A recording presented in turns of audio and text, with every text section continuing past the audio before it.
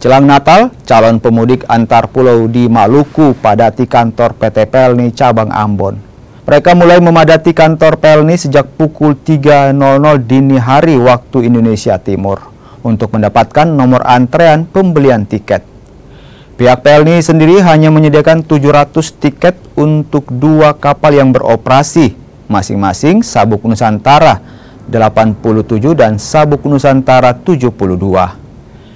Pelni bilang kepada calon penumpang karena penjualan tiket kapal perintis yang melayani antar pulau di Maluku masih menggunakan pendaftaran sistem manual dan pelayanan penjualan tiket di hari yang sama dengan keberangkatan kapal.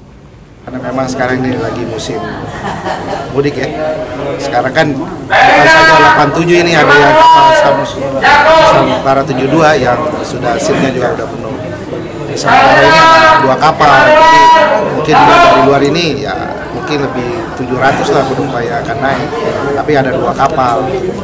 Ini ada kapal-kapal yang kita alihkan nanti ke kapal-kapal berikutnya. Nanti kita koordinasi dengan pihak instansi yang terkait ya.